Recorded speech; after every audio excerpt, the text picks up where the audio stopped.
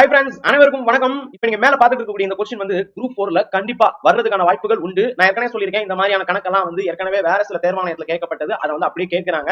So please be careful. So இப்போ இந்த question என்ன, 2 1 9 2 அதாவது 192 வந்து பவர்ல போட்டிருக்காங்க 2க்கு மேல. ஸோ இது வந்து பாத்தீங்கன்னா 6ஆல வகுப்பட்டுச்சுன்னா அதனுடைய மீதி ரிமைண்டர் எவ்வளவு அப்படின்னு சொல்லி கேட்டிருக்காங்க. ஒரு நம்பர் கொடுத்துருக்காங்க. இதுக்கு வந்து பாத்தீங்கன்னா ஒரு ஷார்ட்கட் சொல்றேன். ஸோ இப்போ இந்த 192 பாத்தீங்கன்னா நீங்க என்ன பண்ணலாம் அப்படின்னு சொல்லிட்டு பாருங்க. இது ஒரு ஆட் நம்பரா ஈவன் நம்பரான்னு பார்க்கணும். இந்த 192 அப்படிங்கிறது ஒரு ஈவன் நம்பர், இரட்டைப்படை எண். அப்ப 2 அப்படின்னு சொல்லிட்டு வச்சுக்கோங்க. 2 அப்படின்னு சொன்னா இதை வந்து 6ஆல வகுக்கும் போது உங்களுக்கு என்ன வரும்? 2 இருக்குமா?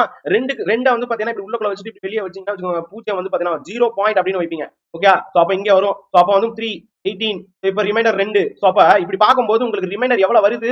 2 அப்படின்னு சொல்லிட்டு வருது. 2 போட்டு இதை வந்து பாத்தீங்கன்னா 6ஆல டிவைட் பண்ணீங்கன்னா ரிமைண்டர் 4ன்னு வரும். 2 போட்டு ரிமைண்டர் வந்து பாத்தீங்கன்னா டிவைட் பண்ணீங்கன்னா உங்களுக்கு ரிமைண்டர் 2ன்னு வரும். 2 அப்படின்னு சொல்லி போட்டு டிவைட் பண்ணி அதை வந்து பாத்தீங்கன்னா 6ஆல, அதாவது இந்த வேல்யூ வந்து 6ஆல 16ன்னு வருமா? வேல்யூ வந்து 6ஆல டிவைட் பண்ணீங்கன்னா 4ன்னு வரும். அப்ப நல்லா கவனிச்சு பாருங்க. ஆட் நம்பர் பவர்ல இருக்கும் போதெல்லாம் வேல்யூ வந்து ரிமைண்டர் 2 வந்துட்டு இருக்கும். அதுவே ஈவன் நம்பர்ல பவர் இருக்கும் போது கண்டிப்பாக 4 வந்துட்டு இருக்கும்.